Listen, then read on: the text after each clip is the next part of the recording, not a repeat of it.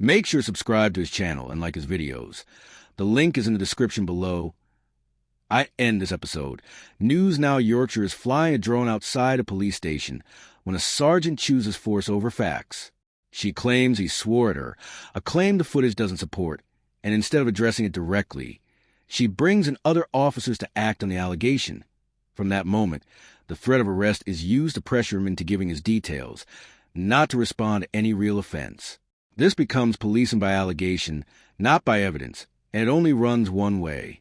It doesn't end with the officers proving a point. It ends with News Now Yorkshire taking the matter to court.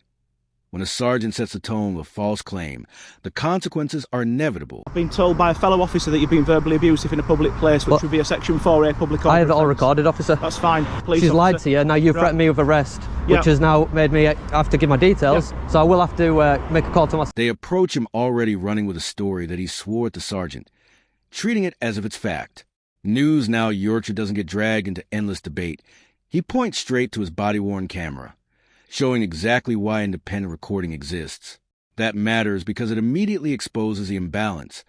One side has an allegation, the other is clear evidence. Then the situation pivots to something far more serious. When he refuses to give his details, the justification suddenly shifts to checking whether he's linked to any terrorist groups. That isn't a legitimate reason. It's clearly a pressure tactic designed to intimidate. Purpose? Is it a hobby? Is it a research project? Anything like that? I don't know yet at the minute. Okay. Just sort of flying around, see what happens. Right. I understand an officer's just tried to have a word with you on the way into the car park. She sort of shouted at me in a plainclothes personal car, so I didn't have a clue who she was. Apparently you've told her to pee off. Did I? That's what she said to us. If that's the case, that's not acceptable, is it? Well, that's why we wear independent witnesses that never lie. Right. What do you mean by that? Right, okay. Well, yeah, I've got mine on as well, so... Well, thanks for letting me know. Can I take your details, just so we know what you're doing, and you're recorded on our systems, and we've got the fact what you're doing, and to make sure you're not to no good? No, I'd rather not, if that's okay. Okay. Why is that? Because I haven't done anything wrong. Well, I just need to make sure that you're not, like, sort of in line with any terrorist groups or anything like that you could be using for hostile reconnaissance or anything of that nature. Do you suspect I'm a terrorist officer? Well, I don't know until I speak to you. Do I? Until I take your details and check you through. Is that what you do with everybody? If you're being verbally abusive to people, then you have technically committed a public order offence for which I would require you to... This is where the logic completely falls apart. They claim a public order offense has occurred, not based on any real action, but simply because the sergeant says so. When News Now Yorkshire asks what happens if he doesn't provide his details, the answer loops back on itself, suggesting he might have committed another offense, potentially justifying arrest. That isn't law. It's circular threat-making. Even invoking Section 24 pace only highlights the flaw. Arrests must be necessary and supported by evidence, not based on rank, convenience, or opinion. Here, the only evidence is a colleague's claim. Even when footage is offered that would immediately resolve the matter, they refuse to consider it. That refusal is telling. When officers ignore evidence that could clarify a situation, it exposes intent and undermines the legitimacy of their actions. Right. So could I have your name and date of birth and address, please? What, you think I've committed a public order offence? Yeah, because an officer's just told me that you've sworn at her in the street. Well, I need to get her to make that statement then, because she's lying. Well, she's just told me as she's driven in that you've sworn at her. Did she? Yeah. Right, well, I'll be making a complaint about her then. That's absolutely fine. And if you fine. take my details, I will have to sue West Yorkshire Police. That's not a problem. You feel free to do so. The reason I've explained the reasons why I'm asking you for your details. What happens if I don't give my details? Then you're potentially committing an offence.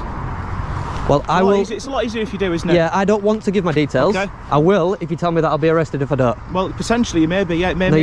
It may make your arrest necessary under Section 24 of the Police and Criminal Evidence Act, because your name and address can't be verified. Right. And I've got reasonable grounds to suspect that you've committed an offence. What reasonable grounds is that? But I've been told by a fellow officer that you've been verbally abusive in a public place, which would be a Section 4A public order. I have it all recorded, officer. That's fine. Do you want me to show you the recording? Not at the moment, but I want... Because I could show you the recording. I want you to... And then you would know. Details, and I've explained it to you. You've asked me to explain it to you, and I've laid it out simply. They trap him with manufactured necessity.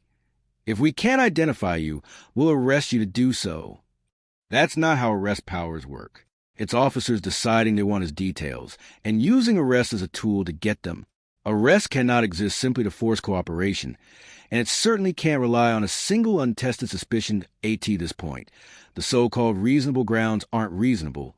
They're convenient. That's why the threat works. Faced with being taken in on a circular excuse, he provides his details, not because the law demands it, but because the pressure leaves him no practical alternative. Compliance gained under threats or misuse of authority isn't consent. It's forced submission. Details, officer. You do? I do. You've been verbally abusive towards somebody. I haven't, though. She's alleging that you have. I haven't, As though. I said before, I've got reasonable grounds to suspect that you've committed a public order offence. But I haven't. Okay, listen to me.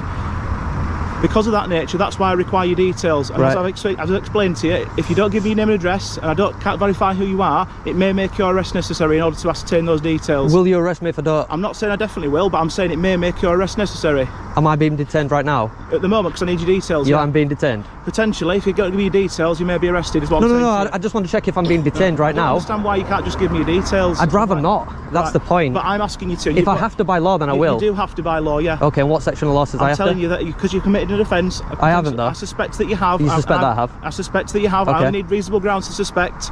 That's 2 to 3 out of 10 on the scale of 1 to 10. Yeah. I've got that reasonable suspicion. Yeah, okay? yeah. Can you let me know that lady's name or collar number?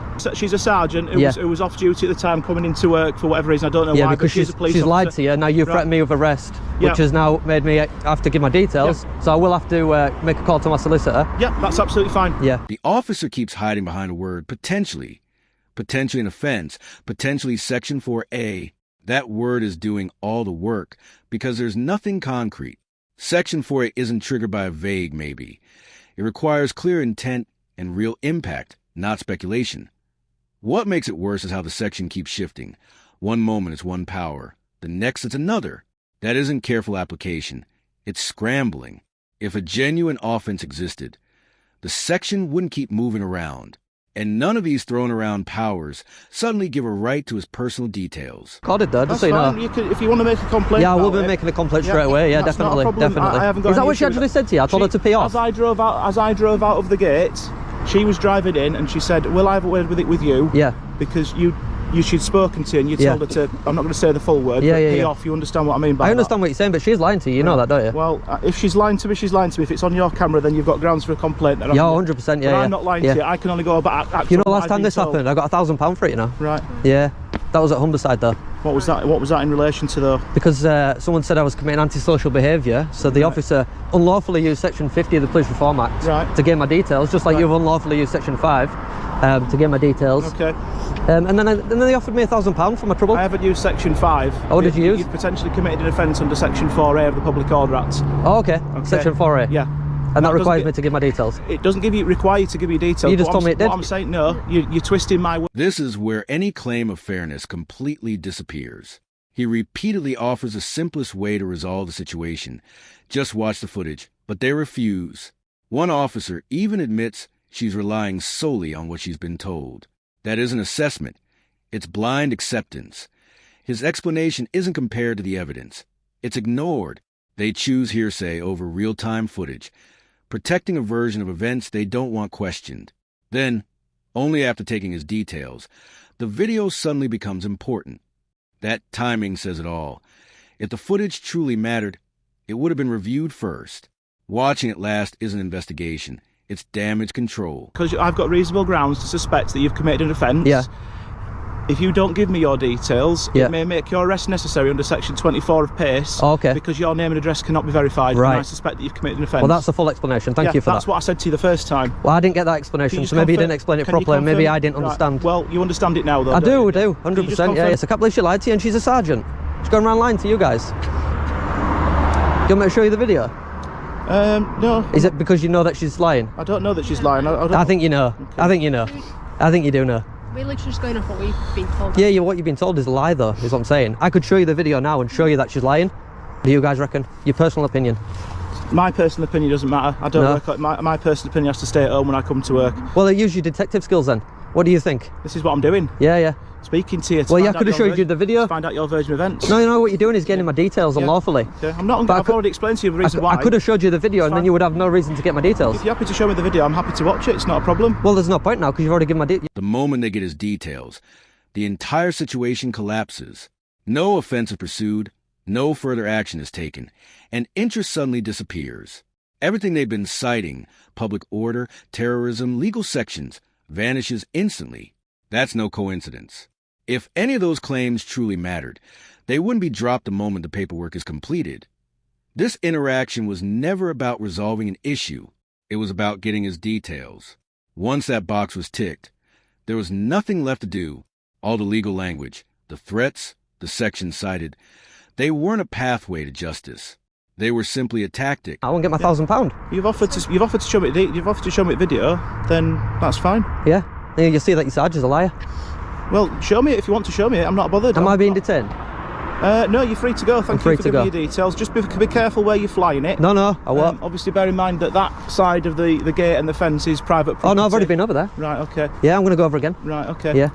But bear in mind that you may be spoken to again by an officer if it's deemed that your drone's interfering with any police activities or anything like that. All right, well, I've got permission to be here. From the Civil Aviation Authority. Okay, have you got that in writing? Have you got anything on you can show me to confirm that? Do I need to? Well, I'm not just going to believe you, am I? Well, I'm not just going to believe you that your sergeant's a liar. Okay. Well, I'm not going to get drawn into this back and forth with you. You've already been drawn into it. I've spoken to you. I've ascertained what you're doing. As long as you're not interfering what happened to the Section 4A? That's fine. I'm not going to take any further action against it because you know that she's a liar. I'm going to give you words of advice. No, I don't want your words of advice. Right, well, I'm going to offer you. You can stick your words of advice. Right, I'm going to offer. He's taking it to court because the entire encounter was built on things that never actually happened.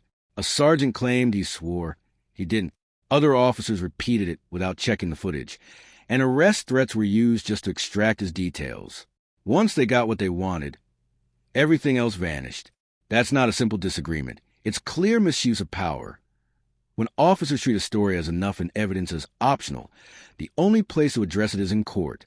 When News Now Yorkshire asks for caller numbers, the response is a refusal. It's outright dismissal. Minutes earlier, time wasn't an issue when they were stopping him, questioning him, threatening arrest, and demanding his personal details. That contrast speaks volumes. Officers act decisively when they want information from the public, yet suddenly vanish when accountability is requested in return. Footage that could resolve the matter is ignored. Identification that could support a complaint is treated as optional. They escalate quickly, lean on threats, invent offenses, and push until compliance is forced. Then they disengage. No offense pursued, no action taken, no follow-up. That's the giveaway that if this had truly been about public order, terrorism, or any genuine concern, it wouldn't have ended the second they got what they wanted. If you found this breakdown valuable, like, share, and subscribe for more videos.